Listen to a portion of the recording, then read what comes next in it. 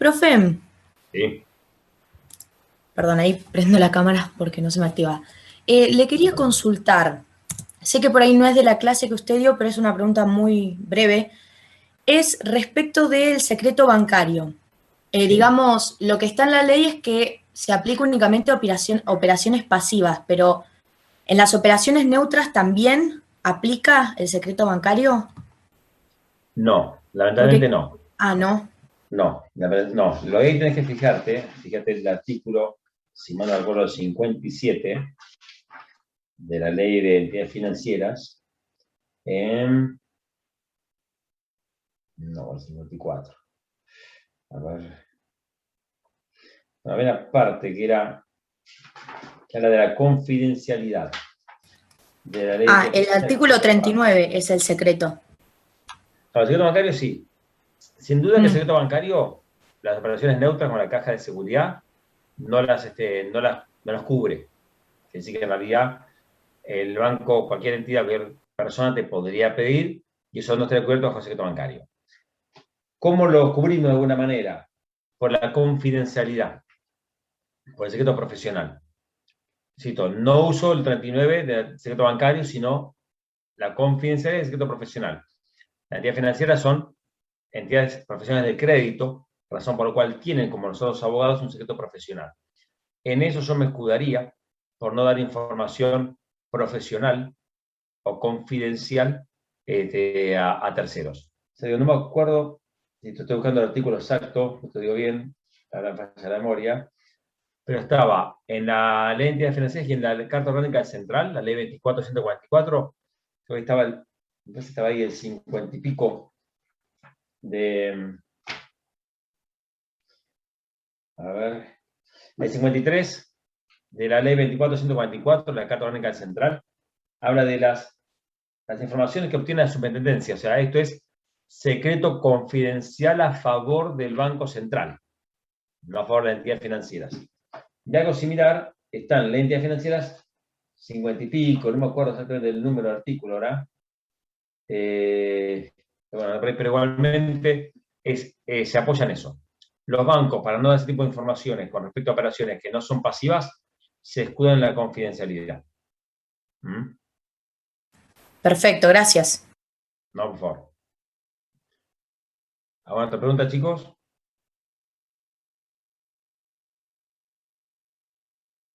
Bueno, arrancamos. Un comentario nada más que me lleva ahora a la memoria, Agustina.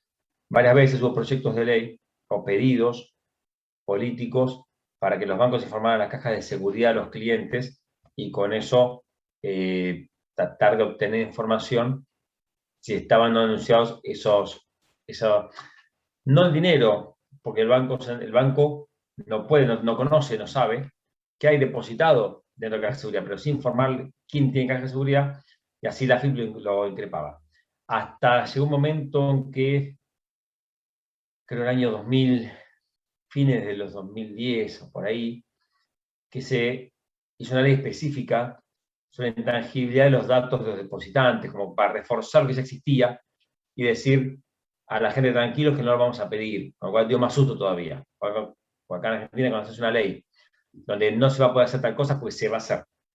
Entonces, ahí los bancos, sabiendo que sus clientes empezaron a preocuparse, pues, y empezaban a sacar o abandonar la caja de seguridad, dijeron, no, nos apoyamos en la confidencialidad del secreto profesional, y se terminó la discusión. Después de ahí, rara vez insistió el poder político en querer ir sobre las cajas de seguridad. Siempre hay una amenaza, siempre cuando se habla y dicen el dinero que cae en las cajas de seguridad, que es cierto, dinero no declarado mayormente, siempre da un poquito de miedo y siempre alguien trata de hacer un proyecto de ley para que se informe. Pero fíjate que les cuesta al poder político de turno, cualquiera sea, llegar si no es con una nueva ley. Quiere decir que en realidad hoy, así como estamos, estaría resguardado. Si no, estarían buscando una alternativa legal a un proyecto de nueva ley para tratar de llegar a esa información. Así que, ¿cómo lo resguardan? Por la confidencialidad del secreto profesional. De ninguna manera el secreto bancario, pero sí por los otros medios. No te quería mencionarte porque hubo varios comentarios en el sentido en otras épocas. Bueno, chicos, sanciones y recursos. Ah, son artículos anteriores, es el 41, 42. No sé dónde miro la ley, no recuerdo. Va, que alguien me corrija, por ahí yo estoy equivocada, pero creo que tengo hasta el artículo 38 yo. O No, no importa, 39, quiero. arrancamos de ahí, no hay ningún tipo No, de sí, quedamos ahí. Bien. Esto es rapidito, la verdad no hay muchas cuestiones. Dice el artículo 41. Acuérdense, si tienen la ley a la mano, mejor, pues por ahí es más fácil para que ustedes lo vayan visualizando. La tecnología nos permite estar en la casa y ver eso, ¿no? Las sanciones que puede aplicar el Banco Central, en su carácter, acuérdense, la superintendencia, como explicó Deñani, es el ente dentro del Banco Central, es el que regula y resguarda todo lo que es la entidad financiera, las controla. Y en ese sentido, le puede poner sanciones o a las personas o a las entidades, depende cuál sea la falta de que estén incurriendo. Por supuesto, ante cualquier falta, el Banco Central inicia un sumario administrativo. Sumarios que no son cortos, suelen ser muy largos, lo cual es perjudicial, tanto para la persona como para la entidad. Pues generalmente cuando uno tiene un sumario ante central, todas las puertas se le cierran, tanto a la persona, que no puede acceder a ningún otro cargo de director, ningún banco o entidad similar, como a la misma entidad, porque al estar sumariada, muchas restricciones, acceso al crédito, financiamiento desde externos y demás, se le cierra porque está sospechada. No importa que la sanción o el acto típico que haya incumplido esta entidad financiera haya sido menor. Generalmente, es como yo les digo, no, pues fulanito, no, tiene una causa penal. Automáticamente uno tiene miedo y parece que fulanito mató a alguien. Y capaz que la pauta, y capaz que la falta que incurrió es menor. Nadie va a mirar el fondo del tema, lamentablemente, no, y a veces el prejuicio. Entonces, la entidad se cuida mucho, los directores se cuidan mucho, las entidades, en no tener sumario ante central. Cada que central pide una auditoría, pide información o pide algo, la verdad que se desviven por hacerlo aunque sea una pavada. Hubo casos cuando fue, a ver, bueno, varias veces hubo acá en Argentina, pero hubo una época más complicada cuando se prohibió vender dólares directamente. Ahora está limitado, pero hubo momentos que se prohibía la venta de dólares, solamente el dólar oficial, ante personas terminadas, no me acuerdo si era después del 2001, 2003, 2004, por ahí. Y a veces la normativa central era confusa. Y a veces los cajeros de la gente de los bancos, a sucursales, vendía dólares a personas que pensaban que estaban habilitadas y no lo estaban. Y eso caía una sanción automáticamente contra el directorio. Fíjense la gravedad de esos casos, que era por un empleado de una sucursal, caía una causa contra el directorio. Estaban realmente desesperados los directores porque eso no pasara y prácticamente restringían toda operación cambiaria, no porque esté prohibida, sino por miedo. O sea, eso con esto, la importancia que tiene el sumario del central y las sanciones, no tanto por la sanción en sí, la sanción legal, que puede ser un apercibimiento, se mantención a multa, sino por la sanción económica o política o social, si quieren llamarlo, que puede tener la persona o la entidad destinataria de esa sanción. Fíjense, las sanciones que pueden poner son 5 menciono acá: llamado de atención, apercibimientos, multas, inhabilitación, temporaria o permanente para uso de cuenta bancaria en caso de entidades financieras, e inhabilitación temporaria o permanente para desempeñarse en diversos cargos que tienen la función. Pueden ser acumulativos, o sea, puede haber más de una sanción, puede poner un apercibimiento y una multa. No quiere decir que solamente aplique una de estas solas. Y la más grave, para las entidades, por supuesto, que es prácticamente matarlas, es la revocación para funcionar. Lo venimos hablando al pasada, que vamos a ver ahora, es la sanción más grave que puede tener una entidad financiera. Ahí nos menciona el artículo 41 cómo es la forma de graduarlas. Y de alguna manera menciona ahí la magnitud de la infracción, el perjuicio ocasionado, el beneficio infractor y el volumen operativo de infractor. O sea, depende de qué banco sea. Esto está más enfocado a la operativa bancaria, a la conversación de la entidad.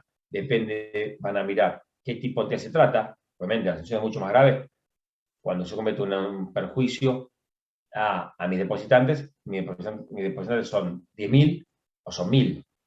Que así que en realidad la sanción va a ser mucho más grave, que está perfecto, mientras más grande el perjuicio que yo ocasiono a mis depositantes. Por ejemplo, lo que les decía de pasada, mientras mayor es la obligación, mayor es la responsabilidad. Entonces, está graduado en esas cuestiones. Estas medidas son recurribles, sí. En el caso de las llamadas de atención y apercibimiento, se recurre ante el mismo Banco Central, ante el presidente del Banco Central, y en el caso del resto de las sanciones, se recurre ante la Cámara Nacional de Apelaciones en los contenciosos administrativos de la Capital Federal.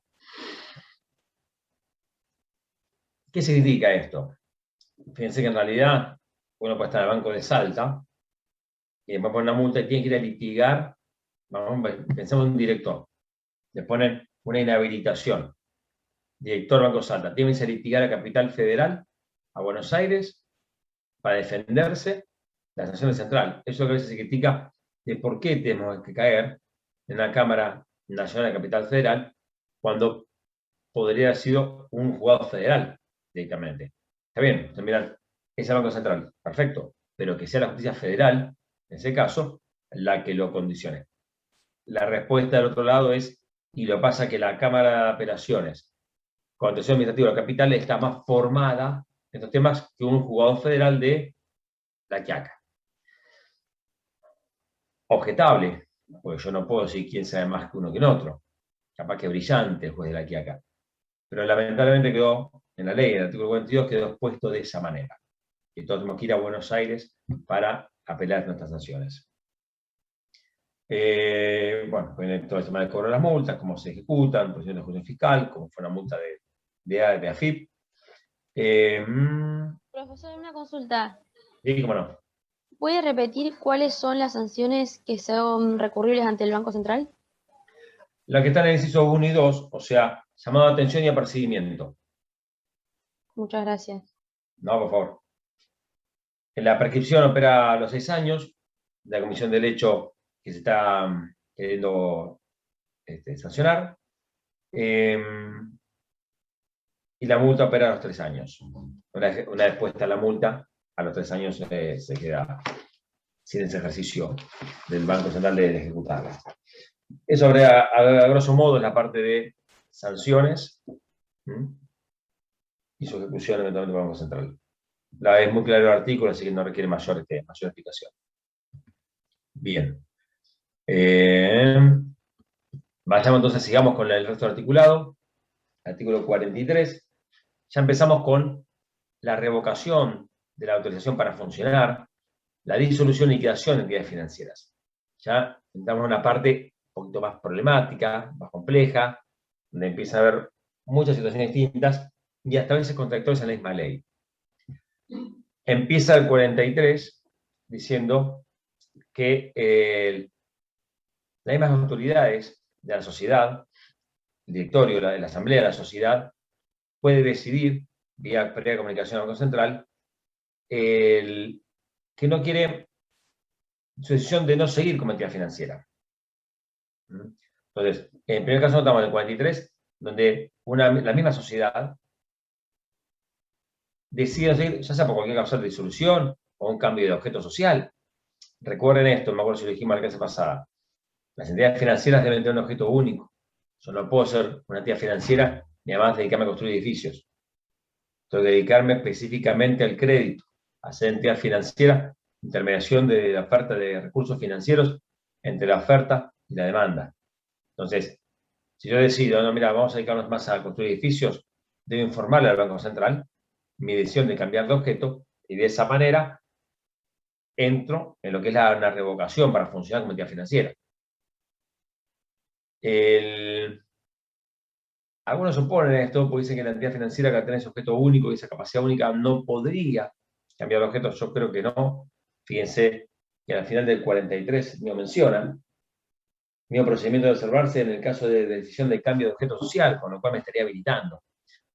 Así que esas son las circunstancias por las cuales la sociedad por sí misma puede decidir irse del sistema y, por supuesto, central, revocarle esa capacidad de funcionamiento como entidad financiera.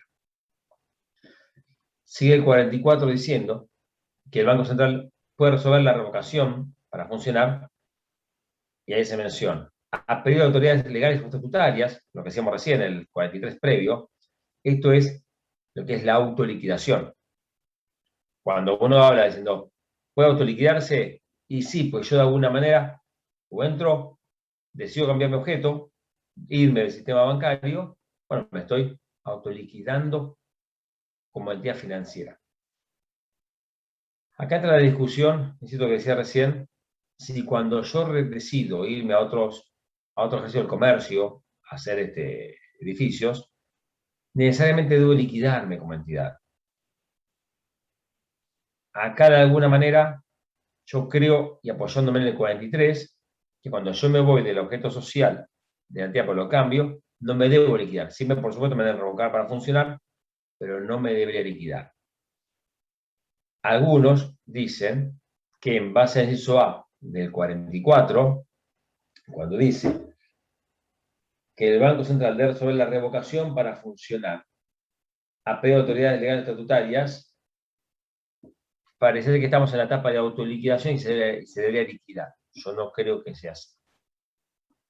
En el segundo inciso, dice en los casos de disolución.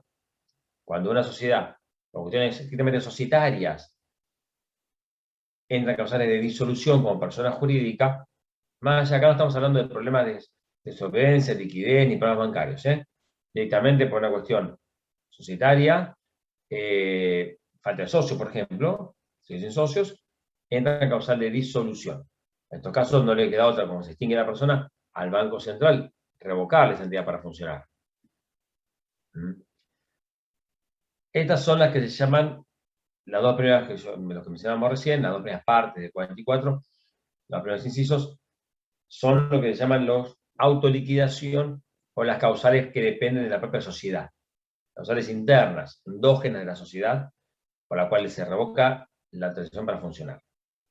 Y sigue diciendo el artículo, inciso tercero, el C, que también se debe liquidar, o mejor dicho, revocar la autorización para funcionar, por afectación de solvencia y liquidez de la entidad que no puede resolverse con un plan de saneamiento. ¿Se acuerdan del artículo 34 cuando hablamos de plan de saneamiento? Cuando la entidad estaba en problemas y decíamos que ante la situación el Banco Central preveía y le posibilitaba la opción de hacer un plan en 30 días, mientras suspendía la entidad, para ver cómo mejorar su situación. Bueno, si la afectación, el problema que tiene de liquidez y solvencia es tan grande, tiene un plan de saneamiento, juicio central, lo puede resolver, está tan mal, no, muchachos, lamentablemente revoco su autorización para funcionar y se va del sistema. Y entraría en una etapa de liquidación de la sociedad, porque ya no puede funcionar directamente, una liquidación, ya no autoliquidación, sino liquidación por factores externos. Y también dice, en los demás casos previstos por la ley. Los demás casos previstos por la ley son entre dos solamente. El artículo 15 de la ley, se los leo, donde dice, ahora que deben informar los directores, luego hay cambio de accionistas y demás, y que el Banco Central puede denegar. ¿Se acuerdan que hablamos que los accionistas deben ser aprobados por el Banco Central? O sea, cualquier accionista, cambio de accionistas que tiene el banco y el Central no lo aprueba, denega su aprobación, entraríamos por lo visto en causal de revocación de la autorización para funcionar y de liquidación. Y también el 34. ¿Se acuerdan cuando hablábamos de saneamiento? Que decíamos que si el plan de saneamiento no se presentaba, se rechazaba o era incompleto, el Banco Central podía revocarle la autorización para funcionar. En ese caso también son los casos previstos por la ley para que puedan dejar de existir como entidad financiera. Al resolver la revocación, o durante el periodo de transición, durante el periodo de suspensión, que puede dar una entidad financiera, el Banco Central puede disponer que se ordene el pago a acreedores laborales y los depositantes. ¿Se acuerdan los que tenían el privilegio de CEDESA? Los depositantes que tenían hasta 1,5 millones de depósitos, o, como segundo privilegio, los depositantes que excedían esa facultad, respetando el orden de prelación. Si no hay dinero suficiente, cobrarán cada uno de los 3 rangos a prorata. laborales, depositantes hasta 1,5 millones, depositantes luego de 1,5 millones. Esto en realidad es raro, porque fíjense que cuando yo dispongo la revocación para funcionar, o durante el periodo de suspensión, yo revoco y la pongo en suspensión de entidad, de acuerdo a la suspensión del artículo 49 de la ley de entidades de la ley Carta Orgánica Central. ¿Se acuerdan cuando hablamos de suspensión, que lo volvemos con Niani? La entidad financiera mantenía el cobro de las operaciones activas y dejaba de ser, podía no cumplir las operaciones pasivas. Que sí que no pagaba nadie. Acá, en el artículo 44, última parte, le da la excepción rara de poder pagar a los laborales y a los depositantes estando en periodo de suspensión y de revocación. Pero es raro porque además impone un rango de privilegios que no respeta lo que viene diciendo el resto de la normativa. ¿Se acuerdan cuando hablábamos de exclusión de activos y pasivos, que era un rango de privilegios para excluir a los pasivos, que eran hipotecarios, prendarios, laborales, depositantes, Banco Central? Acá es como que eliminó al prendario y al hipotecario, los dejó fuera, y permite que cobren los laborales y los depositantes en casos de revocación. La verdad necesito que es raro, parece raro, porque se han olvidado algunos de estos acreedores que también tienen un privilegio especial. No parece que los excluya o que les dé la posibilidad de que vayan por otra vía.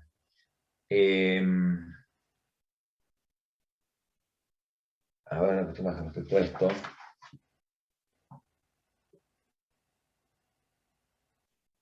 Fíjense que cuando hablamos de liquidación judicial, ya me adelanto, el artículo 49, algo me acordaba, el artículo 49 de la ley de entidades financieras, no el 49 de la Carta Orgánica Central. El 49 de la ley de entidades financieras, cuando habla de liquidación judicial, permite que en la liquidación judicial el hipotecante y el prendario y los laborales pueden ejecutar sus bienes, pueden ejecutar como privilegiados. Pero si no hay liquidación judicial y hay liquidación administrativa, ¿no podrían los hipotecantes o los prendarios cobrar? Eso es lo llamativo, ya digo lo contradictorio de esto. Una cuestión que por ahí, para que a veces por ahí yo no soy claro en algunas cosas.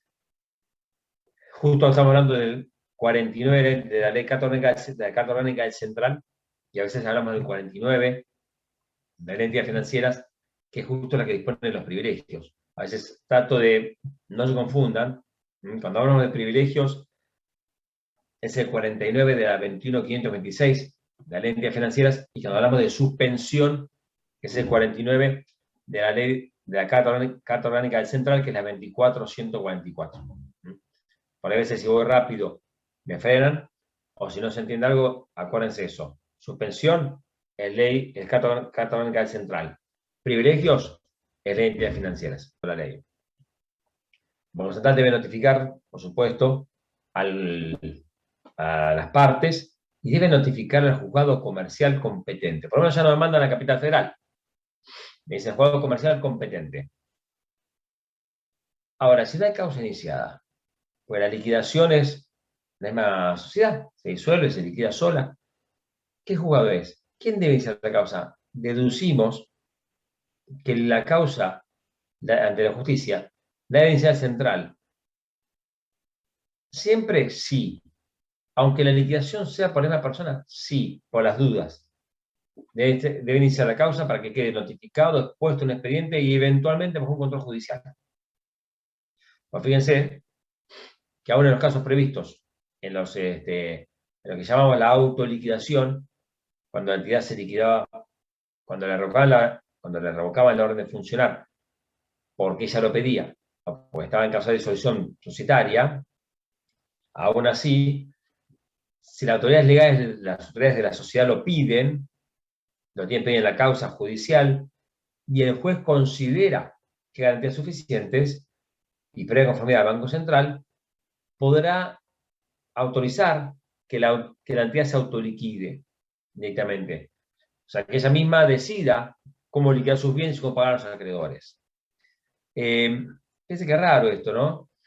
Porque estamos hablando de una entidad financiera, estamos hablando de un proceso liquidativo donde a veces puede quedar gente en el camino, está bien que no estamos hablando de causales donde esté afectada la solvencia y liquidez. Estamos hablando de los casos donde la sociedad cambió de objeto, se fue o decidió disolverse por falta de socio, por ejemplo, o cualquier causa societaria.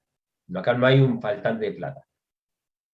Se inicia la causa ante el juez porque el central le informa al juzgado y las partes en la misma sociedad, directores, le piden al juez: mira, la verdad me quiero liquidar por mí mismo, tengo capacidad para hacerlo, no tengo problemas financieros, y dando garantías suficientes, y hablando al central diciendo que está de acuerdo, puede liquidarse por sí misma. Insisto, raro. ¿Por qué es raro? Si una sociedad puede hacerlo, una sociedad común puede hacerlo. Es raro porque está en todo este sistema. Cuando hablamos, ¿se acuerdan? Cuando decíamos que el sistema bancario no era solamente un banco, era el sistema en sí. Y si un banco mete la pata, automáticamente se traslada al resto. Es un factor multiplicador que si un banco tiene una corriente, un problema, el resto también lo va a sufrir. Entonces, por eso a veces, ojo, no estoy en desacuerdo, está muy bien que si la entidad no tiene problemas pueda autoliquidarse. Me hubiera gustado que dijera que el control del Banco Central o del Judicial iba a ser constante, no solamente al inicio, para decir, bueno, dame las garantías, analizo al principio que sos capaz de liquidarte solo, listo, largate solo. Porque con las garantías, nadie me puede garantizar que yo meto la pata, el efecto multiplicador en el sistema del sistema financiero, no hay garantía que valga a cubrir eso. Entonces, está muy bien que se queden solos, pero la persona me hubiera gustado que el Banco Central o el juez vaya acompañando, vaya pidiendo informe de cómo va la situación. Sin perjuicio de eso, en cualquier estado del proceso de cómo va la liquidación, el juez puede disponer la continuidad de esa liquidación por la vía judicial, sean presupuestos de falta de solvencia y liquidez que considere que él debe retomar el tema. Entonces, pareciera que acá está la pauta, parecía ser que hay que dar información, porque ¿de qué manera puede el juez conocer que la continuidad de liquidación va a ser por la vía judicial? Perdón. Va a ser por vía judicial si nadie le informa nada. Indudablemente hay información que debe surgir, aunque acá no lo diga. Un tema llamativo, también de temas de redacción, van a ver que la ley habla de autoliquidación, o sea, cuando hablamos del inciso A y B del 44, parece que es autoliquidación. Pero ¿cómo autoliquidación? Si cuando en el 43 decimos que si la sociedad puede cambiar de objeto, solamente le revocan para funcionar, pero no se liquida. Esto yo les decía a veces que hay autores que manifiestan que cuando se revoca la orden de funcionar, no queda otra opción que liquidar la entidad, porque está autorizada para eso. Y como la ley, en esos casos habla de autoliquidación, parecía ser que no le queda otro camino que liquidarse, y no hice para otro objeto, como construir edificios. En la persona no estoy muy de acuerdo. Creo que hablar de autoliquidación es de alguna manera no liquidar la persona jurídica, sino liquidar el objeto financiero. Es una opinión personal, no digo que sea así ni que todo el mundo concuerde con esto. Cuando esta ley, en la causal donde la propia sociedad dice yo no quiero ser más entidad financiera, quiero llamarme otra cosa, y entro en las causales del inciso 1 del artículo 44 para que me revoquen la autorización para funcionar, me tenga que liquidar, lo que estoy liquidando es el objeto financiero, no la entidad. Mi opinión. Bien. En los casos en que hay un problema de solvencia o liquidez, por las cuales hay que revocarle y el plan de saneamiento no funcionó, hay que revocarle la orden de funcionar, presenta ley, solo procede la liquidación judicial. Salvo que vaya a la quiebra, que después la vamos a ver. Entonces, y más allá de que haya habido una exclusión de activos previa, si sigue afectando a la sociedad un problema de solvencia y liquidez, que de hecho cuando hay una exclusión de activos pasivos siempre la va a afectar, entonces la sociedad solamente puede liquidarse por la vía judicial. No hay manera que se autoliquide. ¿Por qué? Pues ahí sí estamos en un problema económico. La sociedad está mal y tiene un problema de falta de fondos. Entonces ahí sí es el juez el que debe dirimir cómo se hace adelante esa liquidación. Profesor, Sí, una consulta. Cuando el cambio de objeto es, como decía usted recién, por cambio de objeto financiero, no por cuestiones de liquidez, digamos que la autoliquidación y demás se hace en el marco de un proceso administrativo con un ente verificador, digamos, que es el central, no en una causa judicial propiamente dicha. cuando es una autoliquidación, Claro, cuando hay un cambio de objeto financiero, no por cuestiones de liquidez, estamos hablando, ¿no? Por sí. cambio de objeto. Mira, si te fijas, el 44, el 45, la primera parte, siempre te habla de que en todos los casos, aún los de inciso 1 y 2 del 44, o sea, causas de autoliquidación que se llaman, también dice que el juez debe autorizar. Parecía ser que siempre hay un juez en medio. Ahora, yo entiendo tu razonamiento. Si yo me voy a autoliquidar con cambio de objeto, me deseo disolverme porque no quiero seguir más con el tema. Yo lo hago vía societaria, trámite administrativo, no tengo necesidad de ir a ningún lado judicial, no es la liquidación de la disolución de una sociedad anónima, donde los socios deciden disolverse, no es judicial, es meramente administrativa, con persona jurídica. ¿Con cuál yo la llevo de esa manera? Momento, como estamos con una sociedad anónima, que está autorizada para funcionar el sistema financiero, autorizada por el Banco Central, y como tenemos el resguardo del sistema financiero y los depositantes, sobre todo los ahorristas, es que el Central dice, perfecto, liquidate solo, pero antes yo abrí la causa judicial y conjuntamente el juez y el Banco Central van a analizar si vos tenés entidad para liquidarte solo. Si ven que tenés garantías suficientes, los fondos suficientes, si no hay ningún tipo de problema financiero, te van a dejar liquidarte solo. Pero aún así, fíjense que aunque no lo diga, pareciera ser que igualmente yo debo ir informando al juez de cómo va mi autoliquidación.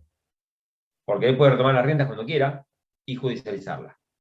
Judicializarla 100%. Hasta ese momento tenemos una judicialización parcial. No solamente el juez mira al principio, autoriza y da la veña para que siga en forma privada. Pero siempre es, en cualquier tipo de revocación para funcionar, cualquier tipo de liquidación de una entidad financiera, siempre tenemos que estar con el juez al lado. Entiendo que esto debe ser porque en última instancia siempre está en juego el interés público. Tal cual. El interés público llámese por el sistema financiero. El financiero, tenemos una discusión, lo hablábamos la clase pasada, es un servicio público o privado. Yo creo que es un sistema operado privadamente o con parte del Estado, dependencia del Estado, pero que tiene esencias del servicio público.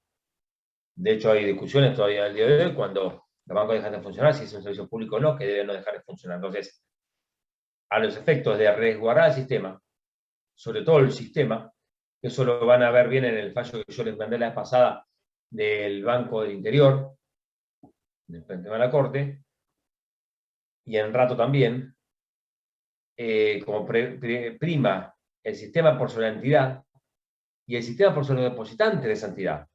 Fíjense, en rato muy claro la Corte.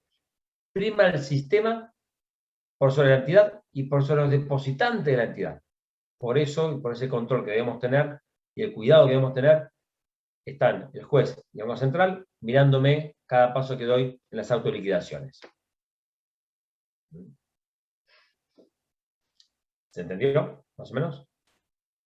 Sí, sí. Bien. Seguimos. Si la resolución de revocación para funcionar dispone el pedido de la quiebra, o sea, el Banco Central la puede pedir la quiebra, el juez interviniente debe expedirse de inmediato. O sea, automáticamente, cuando el Banco Central dice, no solamente revoca para funcionar, sino que esta entidad está para ir a la quiebra, el juez debe rápidamente expedir si está correcto o no. Si el Banco Central no pide la quiebra, solamente que si revoca la orden para funcionar, el juez puede decretar la quiebra. ¿Qué estado el proceso? O sea, ¿qué tenemos de proceso? La autoliquidación. O la liquidación judicial sin quiebra. En cualquier estado del proceso, de esos donde nadie pide la quiebra, si el juez estima que sean presupuestos parenciales de asociación de pagos, el juez puede decretar la quiebra. ¿No le llama la atención esto? ¿Permite la ley de quiebras actual que un juez le decrete de oficio la quiebra? No, tiene que ser solicitada al menos por acreedores. Exacto. Seguramente Gracia Ávila se ha cansado de explicarles esto, de que los jueces no pueden decretar de oficio la quiebra. Entonces, este articulito, este párrafo dentro del artículo 45 de las entidades financieras, donde nos dice que aunque si Central lo pide, perfecto, le digo que sí o que no. Pero si Central no pide la quiebra y nadie la pide, si el juez la puede decretar cuando el estado del proceso estime necesario conocer las causales de cesación de pagos. Entonces, ¿cómo la puede decretar? Yo creo que ningún juez atrevería a hacerlo. Acá entramos en una discusión de qué le prima, si esta que es especial de entidades financieras o la ley de concurso y quiebras, pues un proceso diferencial. Yo no creo que ningún juez se anime a pedirla, y la verdad es que cuando estamos en un problema tal de que la entidad financiera da problemas, el mismo Banco Central la va a pedir. Así que la verdad no conozco casos de jurisprudencia donde haya habido, no recuerdo, no he leído nunca, un caso donde un juez haya pedido la quiebra de la entidad financiera, si no se ha pedido aparte. Bien. Dice el artículo 46. Seguimos.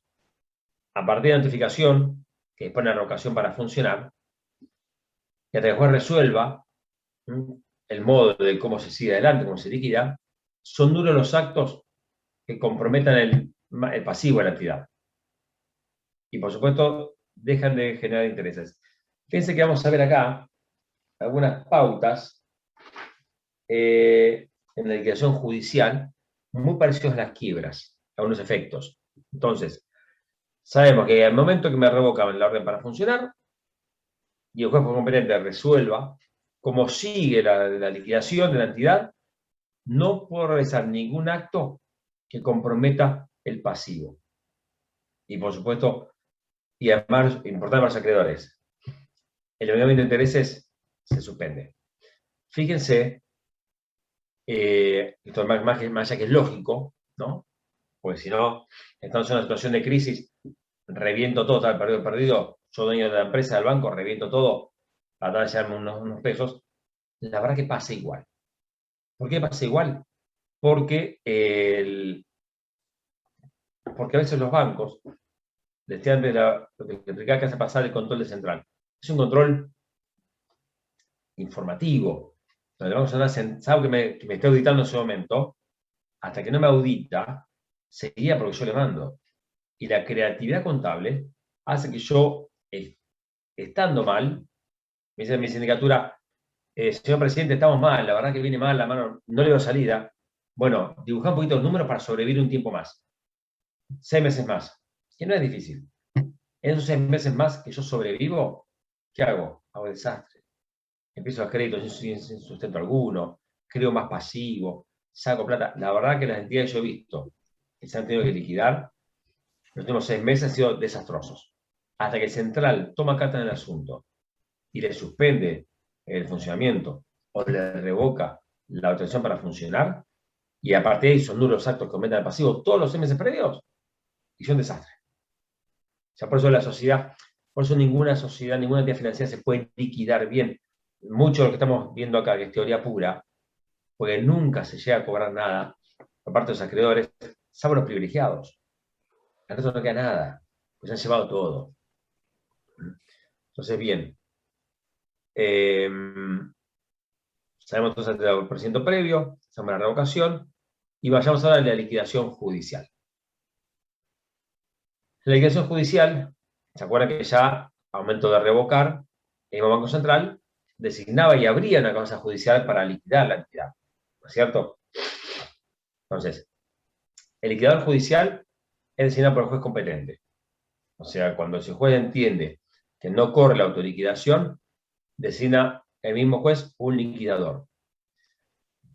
Si esa liquidación judicial termina en quiebra, ese liquidador termina siendo también el síndico, ¿no? Que es razonable, pues yo empecé con toda la liquidación judicial y por qué razón el juez entendió que ya debo mutar a una quiebra. ¿Quién mejor que ese liquidador judicial conoce toda la trayectoria de esta cuestión? Bien. Desde que se resuelve la revocación para funcionar y hasta que el juez resuelve cuál va a ser el camino que va a tomar de las liquidaciones, como les decía antes, es nulo cualquier acto que aumenta el pasivo y se genera suspensión de intereses. Lo primero que va a hacer el liquidador judicial cuando toma contacto en el sorteado, en todos los pasos previos procesales, una vez que toma el control... Sí.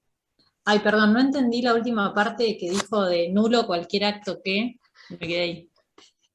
Cualquier acto que incrementa el pasivo a la sociedad, ¿qué incrementa el pasivo? Que yo le dé un crédito a un tercero. Es muy común, y pasó siempre, que cuando yo estoy mal, y mis contadores me dicen, venimos cuesta abajo, todo tiene solución, bueno, pará, vamos a empezar a dar créditos blandos. Yo lo he visto personalmente, donde le dan créditos a los familiares, créditos de muy alto valor, sin ningún tipo de garantía, sola firma, donde no tiene ningún tipo de sostén, y plata reciba de la entidad. ¿Plata que de quién es? Los ahorristas.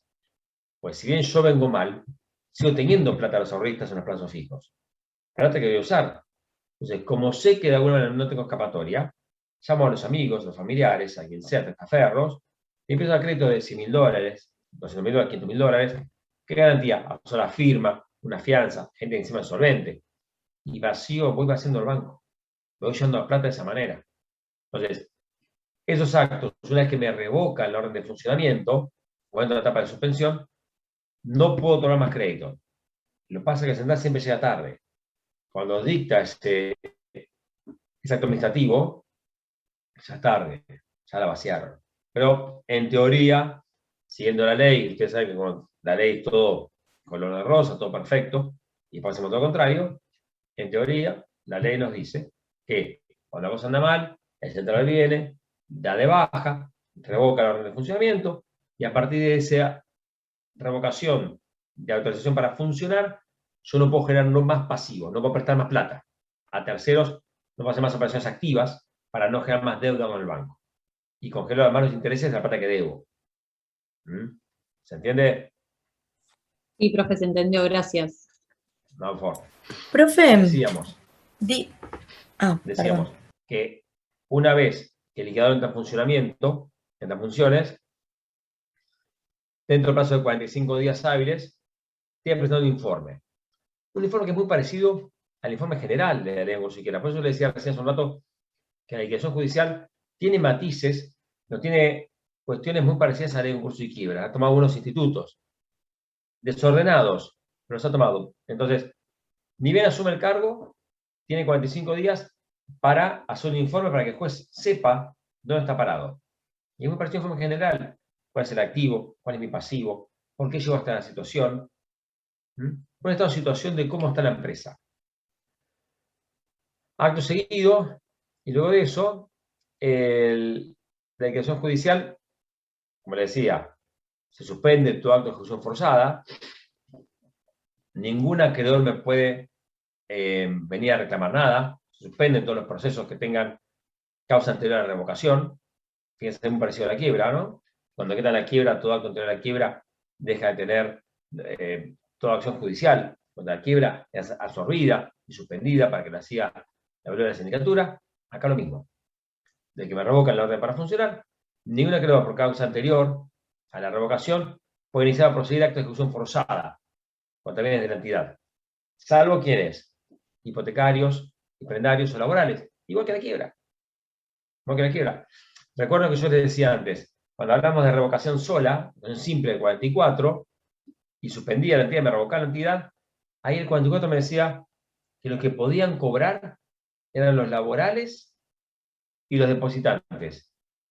Pero con la liquidación judicial, lo que pueden cobrar son los laborales y los hipotecarios y prendarios. Es una situación rara. Deduzco que en el 44 están hablando de la autoliquidación. La liquidación no tiene problemas y ahí cobran los depositantes. Aún así, me parece raro que dejen afuera los hipotecarios. Cuando la judicial, que es mucho más grave, no permite cobrar, y la autoliquidación no. Son contradicciones que uno a veces ve en los artículos de la ley. Entonces, seguimos. La liquidación judicial, muy parecida a la ley de concurso y quiebras. Si toda ejecución forzada se interrumpe, menos lo que puede ejecutar las hipotecas, prendas y los laborales. Asimismo, la resolución que disponga de liquidación tendrá publicidad, realmente es edictal. Es más, se remite a la ley de concursos y quiebras, y esa es la forma que se van a notificar a los acreedores para venir a verificar su crédito. Tienen que insinuar su crédito para que el liquidador los evalúe. Entonces, esto es muy parecido no, casi igual, a la verificación de créditos. Acto seguido, el liquidador hace un informe de esos créditos que se han verificado. Eso es el informe individual de la ley de concursos y quiebras, donde dice, bueno, toda esta gente verificó, todos los acreedores, voy a analizar cuáles de estos acreedores tienen entidad o no tienen entidad para hacerlo. No me dispone acá, como la ley de concursos y quiebras, no me dispone una condición de causa. Ahora en el concurso y quiebra, ustedes, para verificar, tengo que editar mi causa, demostrarle más. Acá parece ser, si me remite el concurso y quiebras, podemos tomar, es muy amplia la remisión que hace. Uno puede tomar, que solamente son las formas, o también el fondo de la verificación. Yo creo que el liquidador, por una cuestión de cubrirse la espalda, va a tomar todos los conceptos de la ley de concursos y quiebras. ¿Usted creo que quiere verificar? Demuéstreme la causa, los antecedentes, todo como debe ser para justificar que usted es acreedor genuino. Después hablamos ahora de los privilegios. Tal vez hemos hablado de esto de alguna manera. Pues acá lo toma esta remisión del 49, la exclusión de activos y pasivos. Acá están los dos privilegiados, ¿no? Y acá tenemos a los depositantes, los, primero, como decíamos, prendas hipotecas, laborales, los depositantes, menores a 1,5 millones, los depositantes, mayores a 1,5 millones, y agrega acá, que no teníamos antes, a los de créditos que han afectado al derecho internacional, al comercio internacional. Entonces, los pasivos que se originen en líneas de crédito que afecten al comercio internacional también tienen privilegio de cobro a todos los demás acreedores. ¿Quiénes nos quedan afuera los acreedores? Todo el resto.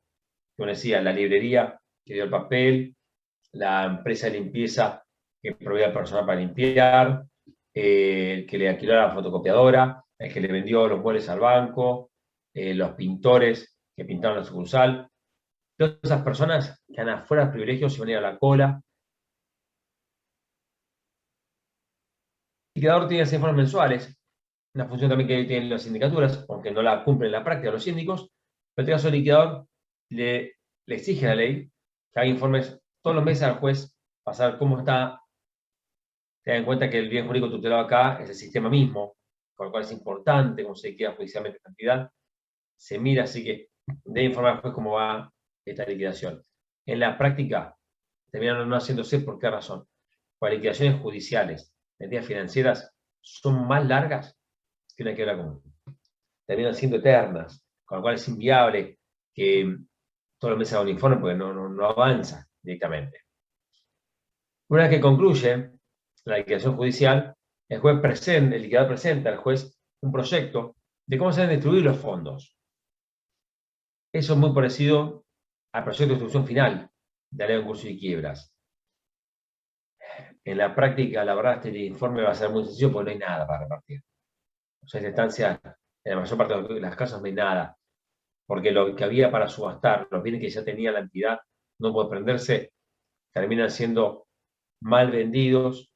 Si hay inmuebles, terminan siendo usurpados, degradados, rotos, se venden baratos. Piensen que en realidad, hace también tanto tiempo, lleva muchos costos la liquidación, y primero, como todo, como la quiebra, ¿no? Los gastos prededucibles cobran primero, con lo cual los gastos del liquidador, sus honorarios, incluso cobran antes que los acreedores. Así que todo lo que se puede obtener de las subastas, cobran por los privilegiados, a veces hipotecarios, prendarios o laborales, el resto de depositantes no llega casi nunca, y los gastos prededucibles. Los socios o los acreedores, al igual que el informe de distribución final de la quiebra, los socios y los acreedores de la entidad pueden impugnar ese informe ante el juez dentro de 30 días para que el juez lo revea y pueda decir si está a favor o no, si tiene que corregirlo o no. Una vez que está ese plazo, ya está resuelto, no pueden hacer más nada y ya queda firme eso. Y se lleva aprobado.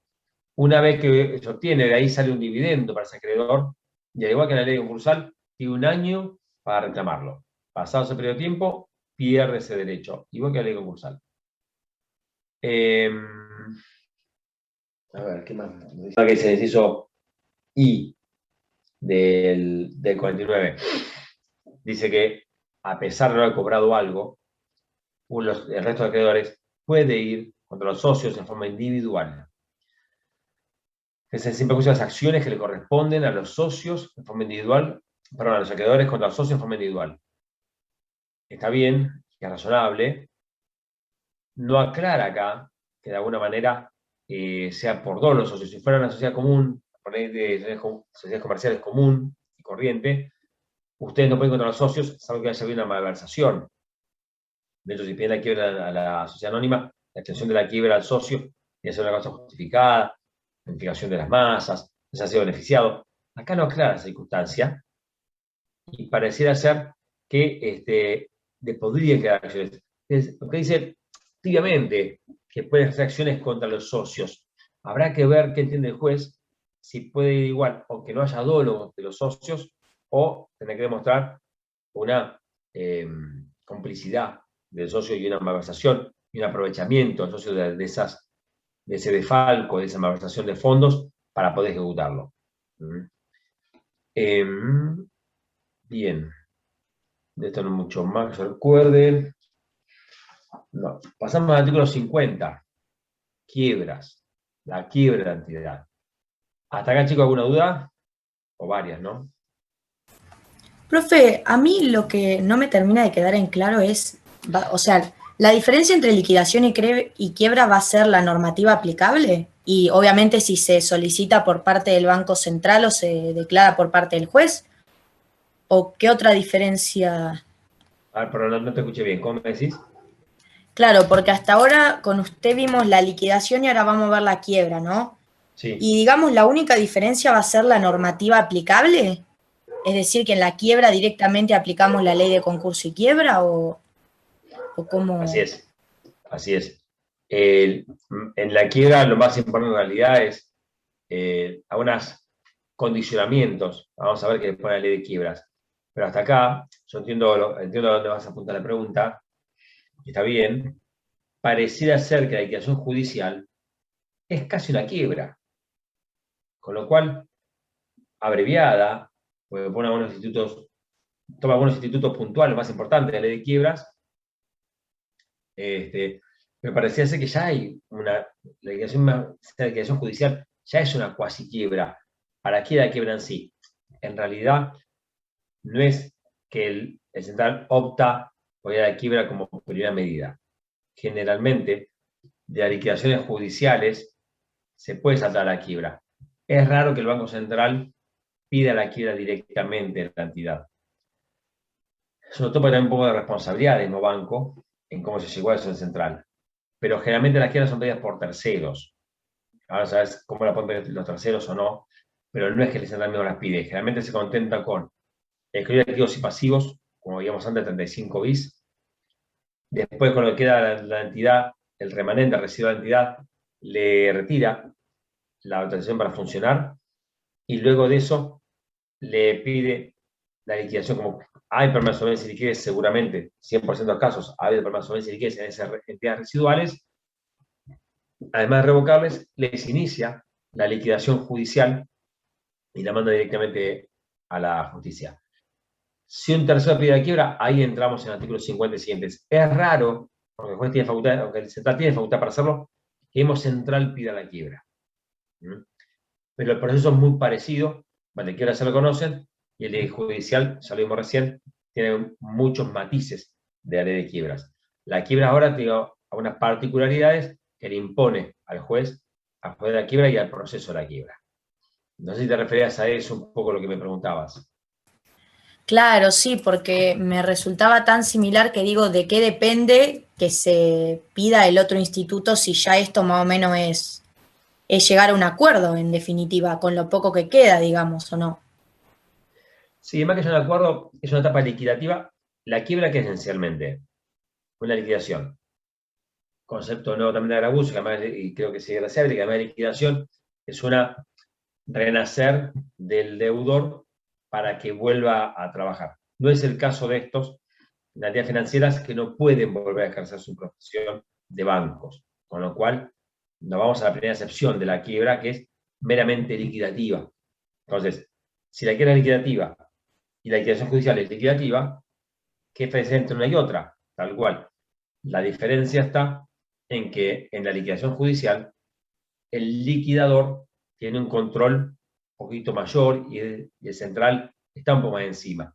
Ya en la quiebra, directamente el central se preocupa, ya no es problema mío, ya es problema del juez y del proceso de quiebra. Simplemente pongo algunos matices, le impongo a la quiebra algunas cuestiones que ahora vamos a ver, y generalmente la quiebra es pedida por un tercero, no por el central. Vaya con la puede pedir. Pero lo que vos decís, ¿qué diferencia entre procedimientos? La verdad, en los hechos finales muy poca. Por eso te digo, es o un camino o el otro. Es raro que devengue de la liquidación judicial nos caigamos a la quiebra, pues ya está liquidado de alguna manera. Es como son dos caminos distintos. Entonces decíamos que ya arrancamos con el artículo 50 de la quiebra. En principio, hay una cuestión que las entidades no pueden pedir su propia quiebra, ni tampoco su concurso. Cuestión importante para entender. Ninguna entidad financiera puede pedir ni su concurso ni su propia quiebra. Y no puede quitarse la quiebra de la entidad financiera hasta no le sea revocada la orden de funcionamiento. Con lo cual, aunque me la pide un tercero, sabe que el central, que le hace el mismo acto, ¿no? Me revoque y pide la quiebra. Pero si un tercero me pide la quiebra, no tiene efecto hasta que no me revocan la orden de funcionamiento. Es decir, que un tercero no puede tampoco hacerme quebrar. Y la entidad tampoco lo puede pedir. A partir de que se revoca, ahí vamos a ver qué pasa.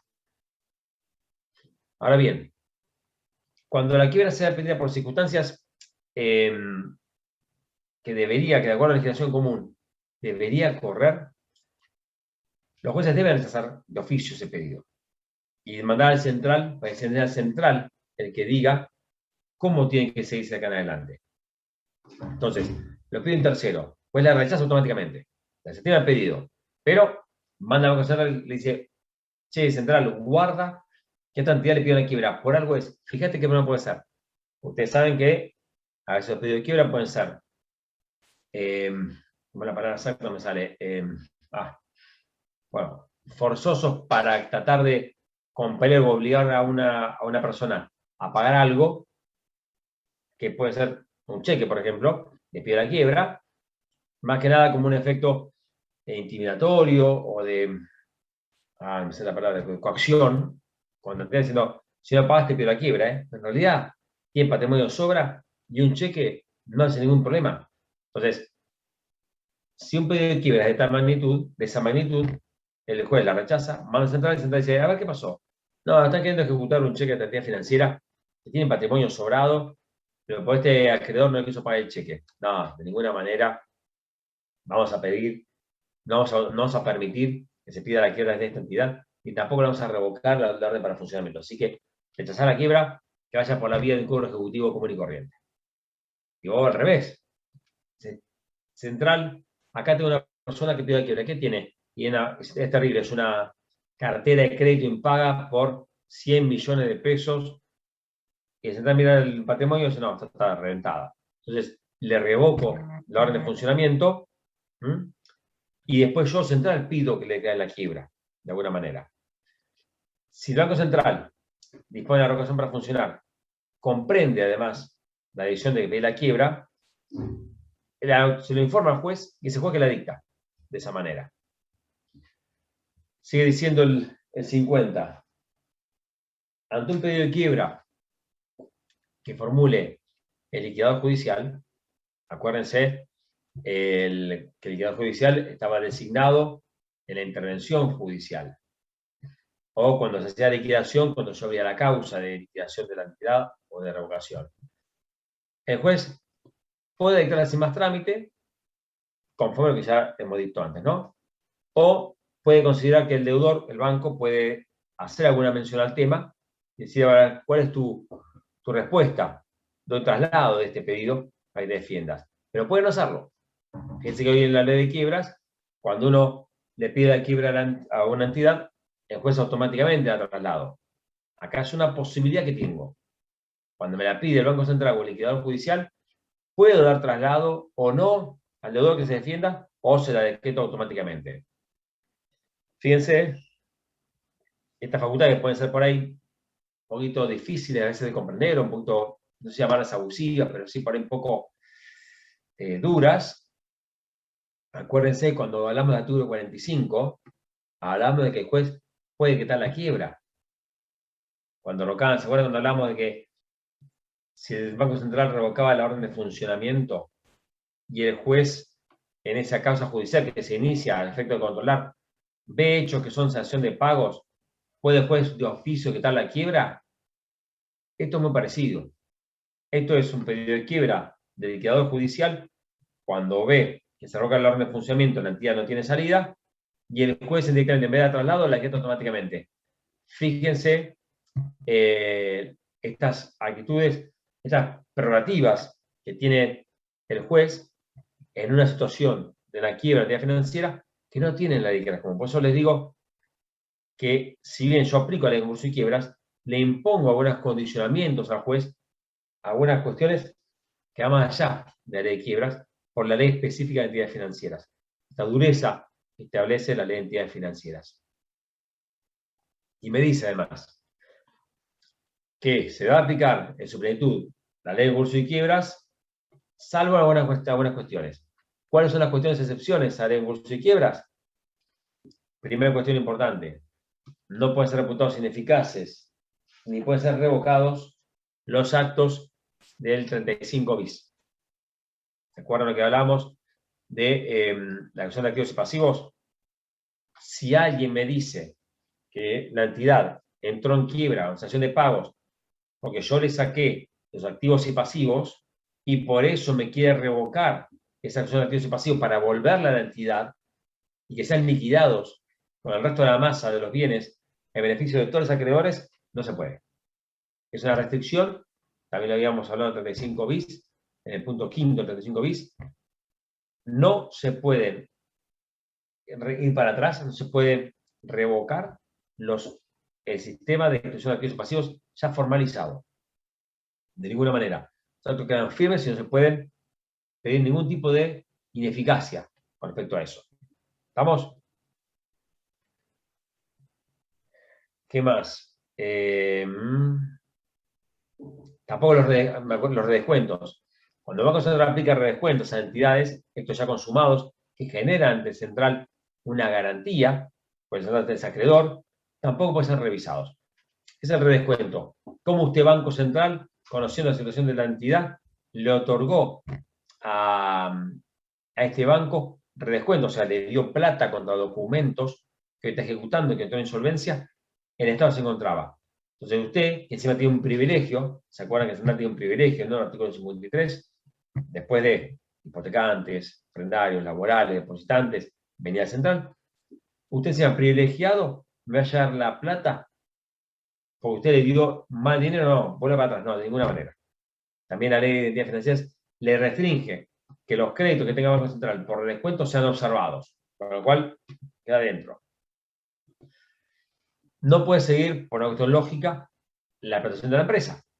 No podría, como le pasa en una empresa común, en concurso de quiebra, que yo pueda pedir al juez que el síndico pueda continuar la empresa. Acá de ninguna manera. No puede hacerlo. Es lógico, ¿no? Si me revocaron la orden de funcionamiento, no puedo funcionar como entidad financiera. Acuérdense que para esto, ya estamos en esta situación, no hay forma de que yo esté en quiebra si no me han revocado previamente la orden de funcionar. Con lo cual, si no puedo funcionar, no puedo continuar con la empresa. En el caso de Banco Central verifique sus créditos, no hace falta demostrar la causa. Parecido a lo que decíamos antes, que no pueden decretar ineficaz los créditos que yo le di a la entidad. Y además no puede demostrar, yo puedo no demostrar mi causa. Yo tengo un papel donde dice acá le presté esta plata a la entidad financiera, suficiente. No me pueden decir que por no demostrar la causa del crédito no me lo pueden voltear esa verificación. ¿Qué más? Y dice 52. Me agrega pedido de quiebra.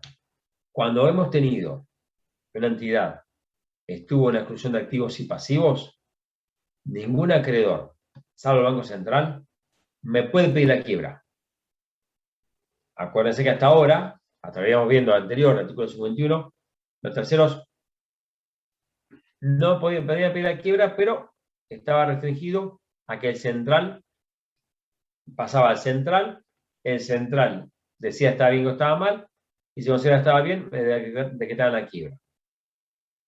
En el 52 lo que me está diciendo es que cuando hubo exclusión de activos y pasivos, directamente no le van a dar recurso a un pedido de quiebra de un acreedor. ¿Hasta cuándo? Hasta que pasen 2 meses, 60 días, desde que me revocan la orden de funcionamiento. Acuérdense, la exclusión de activos y pasivos, uno de los procedimientos, ¿se acuerdan que hablamos de unos cuantos pasos que se daban en ese acto administrativo? Y uno de esos era la suspensión de actividad financiera, se hacía el traspaso de activos y pasivos y se revocaba la autorización para funcionar, la orden de funcionamiento.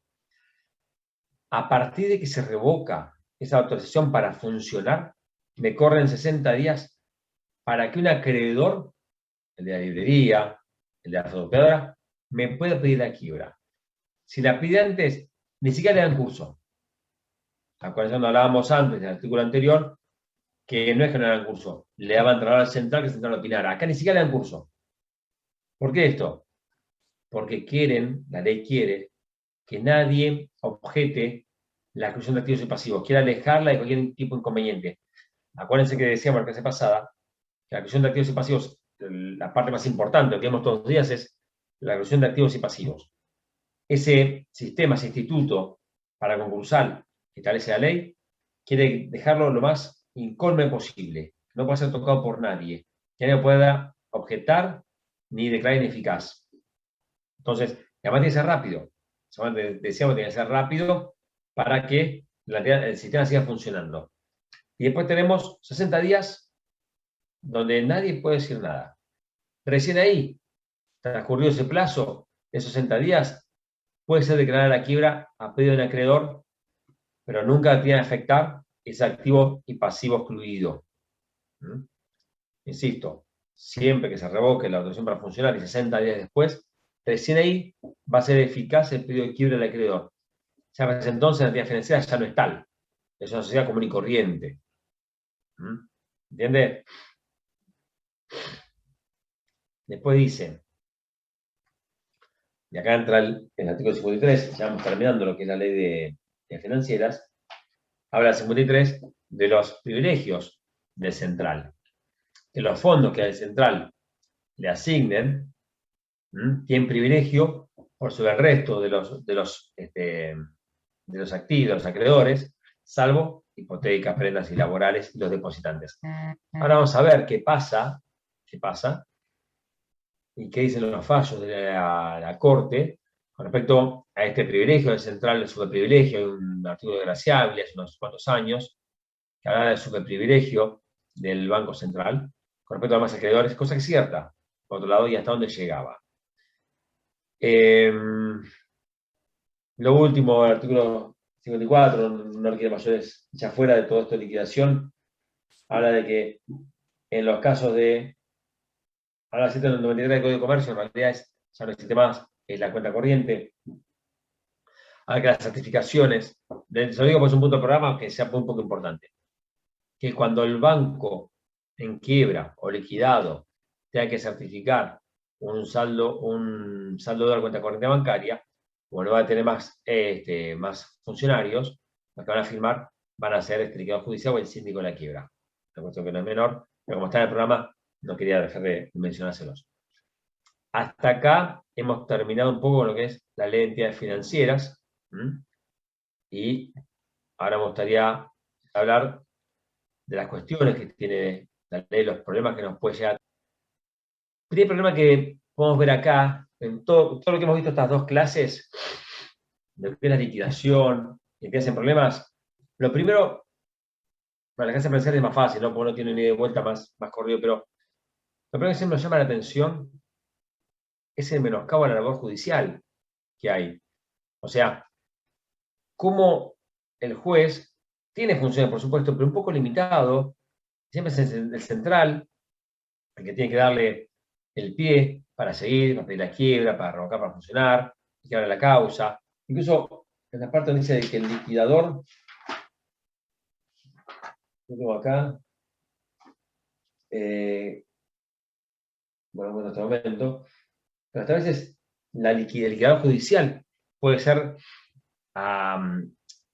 aconsejado por el Banco Central. Entonces, la verdad, no poder reputar ineficaz el sistema de exclusión de activos y pasivos, no puedo objetar la responsabilidad de los funcionarios. La verdad es que duele un poquito escucharlo a veces, de por qué razón el juez no puede más allá y le ponen como un conocimiento. Un poco el fallo de la Corte, Banco Central Interior, explica un poco por qué razón el juez tiene esa limitación, porque no conoce el sistema.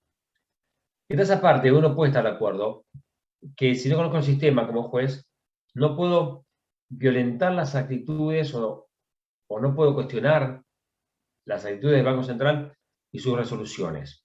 No puedo cuestionar que el mejor camino de santidad ha sido su revocación para funcionar y la acción de activos y pasivos. Pero de alguna manera, a mí me gustaría analizar si los funcionarios estuvieron a la altura de la circunstancia cuando dictaban santidad. A mí me gustaría cuestionar si quizá ha sido el mejor sistema.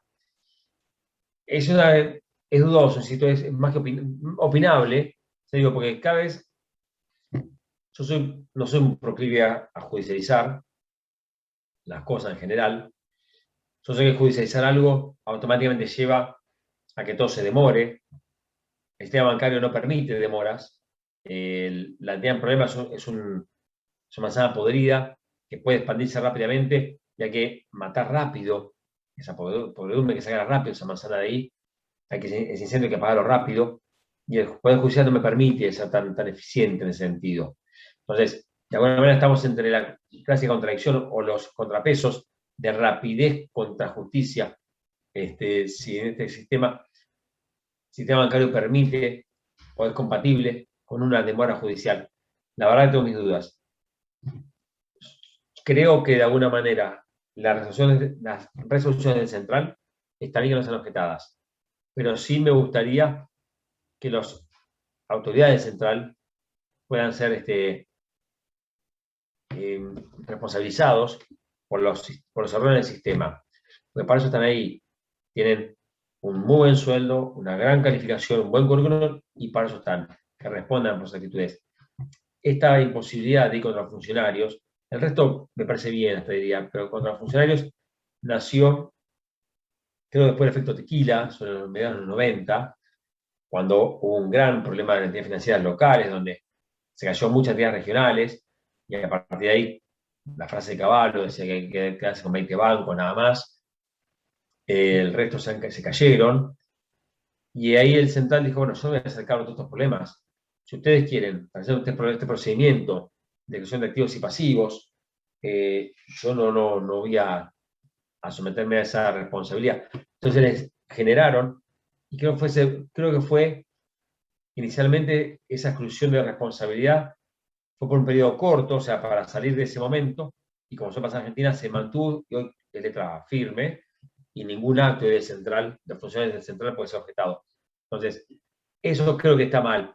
Nació por una contingencia terminada, en efecto tequila, en los 90, una situación dura y difícil, que son entendible que en ese momento los funcionarios se van a hacer esa protección, pero terminado ese problema, debieron volver a la responsabilidad originaria. Bueno, no se ha podido volver.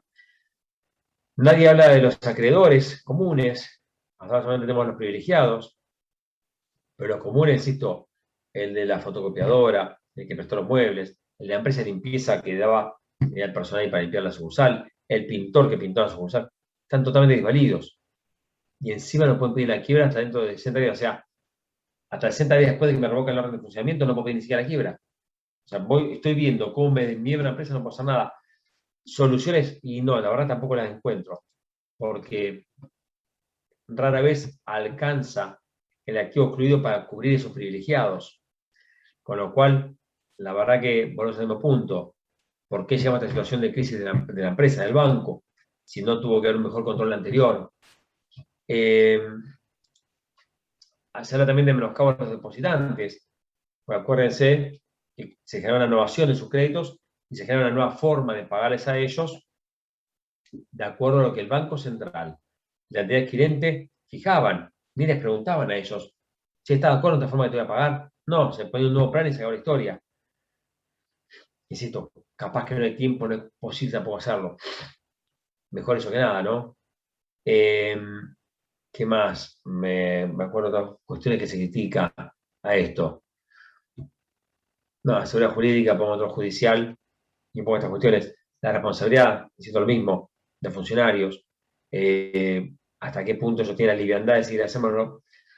Esta irresponsabilidad de los funcionarios generó que se hagan muchas cosas con liviandad. Entonces, antes, cuando hay una responsabilidad específica, y yo me cuido un poco más. No hace cosas que por ahí meta la pata y mi patrimonio está en juego.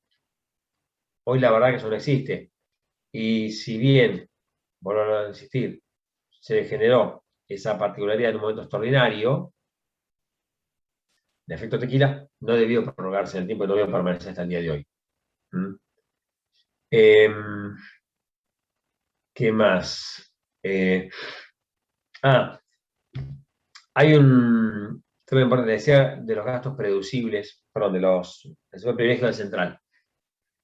Gracia Ávila tiene un lindo articulito en la revista de derecho comercial, vieja, no sé si es del 2003 o por ahí, donde hablaba del tema sobre el privilegio del central. ¿Qué pasaba acá? Y el título del comentario, más allá de algunos fallos, y puede ser más anecdótico que otra cosa.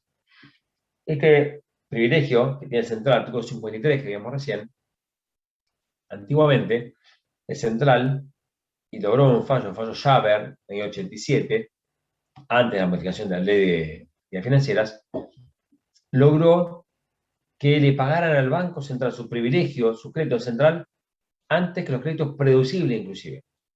Realmente se cobraban los privilegiados especiales, hipotecas, prendas, pagos laborales, y después se presentó al central, pero incluso a los gastos antes que la horaria de sindicatura y antes de los gastos necesarios para ejecutar, subastar los bienes, con lo cual trabajaban para nada el sindicato y demás, y el banco llevaba todo.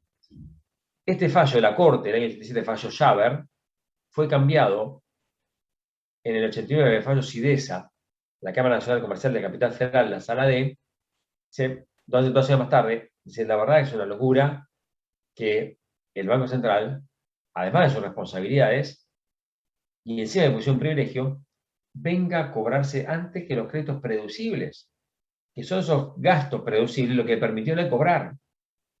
Entonces, la Sala de Capital Federal, desoyendo el fallo de la Corte de los 2 años previos, no le hace lugar al central, ya estableciendo una pauta de lo que se iba a venir. Y la Corte corrige, en el 93, 4 años más tarde, el fallo Manquillán, corrige el fallo Schaber, y se tiene razón la Sala de, tiene razón Sidesa. El Banco Central debe cobrar después de los prededucibles, tiene un privilegio general absoluto. Nosotros tenemos los privilegios especiales y después los generales. Al central lo meto un poquito al medio. Es un privilegiado general absoluto, antes de los demás generales, pero después los privilegiados especiales, pero nunca antes los prededucibles.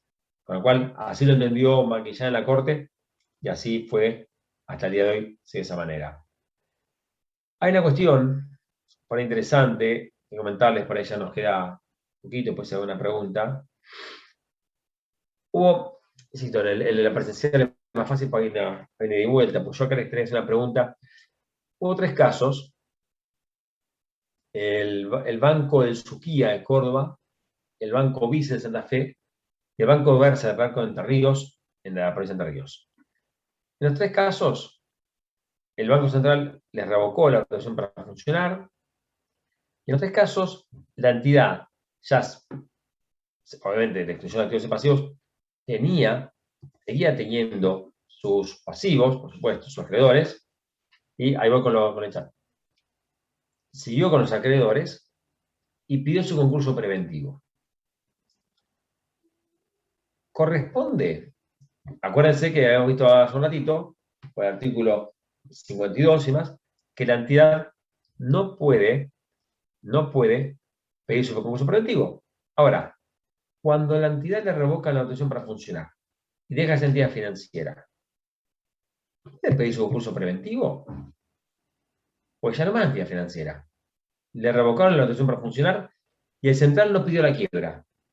Con lo cual, quedó un pasivo, una sociedad remanente residual, con activo casi nada, mucho pasivo, los socios responsables de ese pasivo y quisieron concursarse. La solución, ahora voy a echar chicos,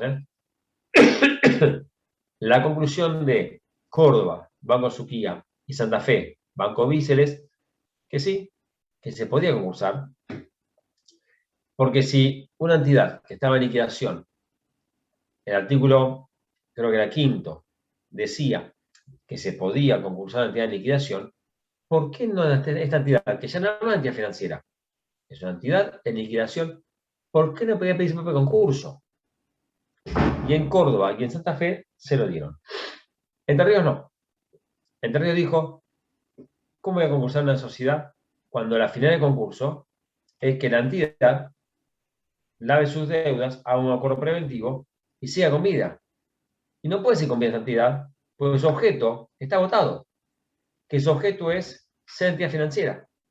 Razón por la cual esta entidad no tiene sentido que se concurse y debe ir a la quiebra. Fíjense que 3 o 2 casos iguales, más allá que Córdoba y Santa Fe son el mismo caso, con Entre Ríos, y posiciones muy distintas.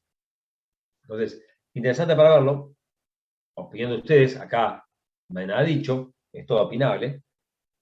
Yo creo que una entidad financiera, que si a mí el mismo 41 me permite que yo pueda cambiar de objeto social, y eso me lleva a una revocación de autorización para funcionar, pero puedo seguir con vida, ¿por qué no, cuando me revocan la autorización para funcionar, me sacan que eso pasivo, me queda un residual, ya no soy una entidad financiera, la entidad decide cambiar su objeto social, ¿y por qué no puede concursarse? A diferencia, yo lo coincido con Entre Ríos, con el jugador Entre Ríos y el Versa, donde dice que la entidad está agotada y solo puede ir a la liquidación, pues su objeto es único y ya no puede cumplirlo, y es cierto, no puede cumplirlo. Pero nadie me impide que una entidad que está en causal de disolución pueda modificar su objeto y dejar la disolución. Opinable, insisto, la justicia ha opinado en casos patentes totalmente opuestos uno y otro. No sé si alguno quiere hacer una mención a eso o una opinión a eso. Mientras tanto, yo miro el chat a ver qué me pedían. Yo, profe, estoy casi segura Sí. de que Graziabile nos había dicho que no se podían concursar. Pero no me acuerdo bien la fundamentación que él nos dio, así que no podría alegar nada en concreto con fundamento, pero estoy casi segura de que el profe nos había dicho eso, pero no me acuerdo bien la fundamentación. Estoy copiando. Me han pedido los fallos. Sí, Agus, yo Después, me acuerdo lo mismo. Sé que habíamos visto también los fallos de Santa Fe y de Córdoba, como las dos opiniones, pero como que la cátedra opinaba, digamos, igual que había opinado en el fallo de Entre Ríos. Y yo personalmente también, capaz que es porque lo estudiamos así, ¿no? Pero también creo que independientemente de que en la ley permita el cambio de objeto, como que no tiene sentido el fin del concurso. Si el fin del concurso preventivo es lograr que continúe, o sea, si cambia de objeto, como que pierde sentido. No sé si me explico. Sí. Sí. A ver, lo que dice, ahí les copié el fallo en el chat. Igual que después subo los nombres. No les mando los fallos porque son muy extensos, son muy pesados y la esencia de lo que yo les dije, no tiene sentido que los lean, no tienen cuestiones que no tienen nada que ver. Respecto a ustedes me decían, lo que decía Darío, por supuesto siempre está equivocado Darío, pero bueno, nada, es un amigo y siempre hemos discutido mucho estas cosas, muy respetado, un tipo muy estudioso, pero acá siempre, estas cuestiones, al igual que los fideicomisos, cambia mucho, depende de la formación que tenga cada uno. Darío, como concursalista que es, tiene formación de esa rama del derecho y le cuesta a veces ver estas cuestiones donde él ve directamente donde tiene que liquidarse. Yo creo que en realidad esto es factible siempre y cuando el momento de disolución de la sociedad, vayamos a ver los pasos. En el Banco Central, excluye activos y pasivos, me revoca la orden de funcionamiento, con lo cual ya no soy una entidad financiera. ¿Qué me quedé? Con una entidad residual, con mucho pasivo, y los socios responsables de ese pasivo. El interés que tienen los socios en concursarla es casualmente hacer un plan de pago para no ir a la quiebra. Quiebra que eventualmente se puede extender a ellos también. Por eso su intención de concursar. Ahora bien, vamos al fondo del tema. ¿Podría concursarse? ¿Manteniendo el objeto financiero o no? Pues efectivamente, ¿qué va a concursar y mantener a la sociedad si no puede trabajar más? Y tiene que sí o sí a liquidarse. Ahora, ¿qué me impide? Una que central me revocó la orden de funcionamiento y no me pidió la quiebra central, se me dejó vivo, y yo tengo que entrar en disolución, pues ya incumpliendo el objeto. ¿Qué me pide que la asamblea de socios cambie de objeto societario? Me diga, bueno, estando la sociedad, estando los socios, vamos a dedicarnos a construir edificios. Y como la sociedad va a seguir su vida normal, nada más que ahora, en vez de entidad financiera, voy a construir edificios, voy a limpiar mi pasivo y voy a concursarme para limpiar el pasivo, mientras tanto sigo trabajando construcción de edificios. ¿Por qué yo no podría cambiar de objeto? Si el mismo 43, cuando me dice que las causales de revocación para funcionar, vean que el mismo procedimiento debe observarse cuando se cambia de edición de objeto social. Cuando se habla de autoliquidación, que yo me liquido solo, me revocan la autorización para funcionar, porque cambié mi objeto social, pero no por eso me liquidan. No por eso mandan. Entonces, yo creo, y ahí disiento con Darío, de que siempre y cuando condición haya una asamblea de socios en momento oportuno, antes de ya estar totalmente liquidada, yo pueda cambiar de objeto social, ya acá central quedó afuera, central no me mira nunca más, ya se fue el central. Si yo puedo cambiar de objeto social, ¿por qué no puedo ser con una sociedad común y corriente y me puedo concursar? Sí, el artículo 5º que lo ley concursal, si mal no recuerdo, me permite, 5º o 6º, por ahí andaba, permite concursarse a las sociedades en liquidación. ¿Por qué yo no puedo concursarme? Entonces, ahí diciendo un poco con Darío, que seguramente tendrá muchos más elementos que yo concursales para fundamentar su posición, pero yo creo que debería poder concursarse. Por mi parte, chicos, nada más. No sé si quieren ver algún tema más o una pregunta. A mí ya no me queda nada por ver. Yo tenía una pregunta, profe, pero del artículo 30. Si no, espero a ver si hay otro compañero o compañera que tenga pregunta de esta clase y cualquier cosa la hago después o la hago ahora. No, decime. Respecto del artículo 30, el inciso E. Sí. De la Ley de Entidades Financieras, sí. Sí. Cuando habla de estas relaciones técnicas a mantener entre los recursos, clases de activos, ¿se refiere a que debe haber alguna especie de equilibrio entre el activo y el pasivo? No. ¿O a qué se refiere concretamente? No, el equilibrio de las relaciones técnicas, y que depende por cada entidad, depende va de la mano con lo que hablamos antes de liquidez y solvencia. El equilibrio de las relaciones técnicas es acuérdense que el banco, ahí voy al chat después, que tengo una pregunta ahí. Acuérdense que el banco trabaja con plata ajena. Hay una diferencia muy grande entre el patrimonio propio del banco y el dinero que mueve. Es infinitamente superior lo que mueve, lo que genera, como activo o como pasivo, con el patrimonio propio del banco. Entonces, la relación técnica es un poco eso, es decir, guarda, vos recibís un montón de dinero de los depositantes, pero tenés que tener un equilibrio entre lo que recibís y lo que prestás. Acuérdense que el banco toma plata de los depositantes y esa misma plata de terceros la presta a otros, pues gana tasa. A los depositantes les pago hoy el 45% y a los otros les cobro el 80% de tasa, el 25%. Entonces, El de diferencia de tasa ganó plata. ¿Cuál es el equilibrio que menciona acá? Todas las razones técnicas, capitales mínimos, liquidez mínima, capitales mínimos, capacidad prestable. Es, guarda, vos podés prestar, pero hasta acá. Hay un límite de plata que vos no podés prestar, la tenés que retener en resguardo de garantía de los depósitos. Mismo que las previsiones. Entonces, cuando habla acá, dice las razones técnicas entre recursos propios y esta clase de activos, es tu capacidad, tu equilibrio tiene que ser toda la plata que te entra, la plata que prestás, la que te quedas de tercero que no prestás, más tu patrimonio, es todo un equilibrio que depende de los porcentuales que maneja central, que no siempre son iguales. Por eso va de la mano con el riesgo país, un montón de circunstancias que hacen ver qué tan peligroso puede ser una corrida bancaria. Todas esas circunstancias generan las relaciones técnicas. A ver, trato de ser más claro. No es algo estanco. Ya le digo, cuando fue el 2003, la relación de préstamos entre lo que yo recibía y lo que prestaba podía tener que retener el 40%. Una locura. En los países serios retienen menos del 10%. Hoy de andar por ahí, 10-12%. Quiere decir que en ese momento hubo gran riesgo y le pedía que de 100 pesos que entraran, 40 se los guardara, prestara 60. Y además, que tuviera como capital mínimo solvencia, determinado capital para solventar ante una corrida bancaria la plata de la gente que viniera a buscar. Entonces, ese es el equilibrio que debe el central. La eventualidad del reclamo de los acreedores míos, los depositantes, y yo tener disponibilidad ese dinero. En la situación normal, se estima que menos del 10% de la gente va a venir a reclamar su dinero, a buscar los depósitos. Que yo tengo que tener esa plata guardada, más mi capital propio, por si llega una excepción, tener la disponibilidad de efectivo para dársela.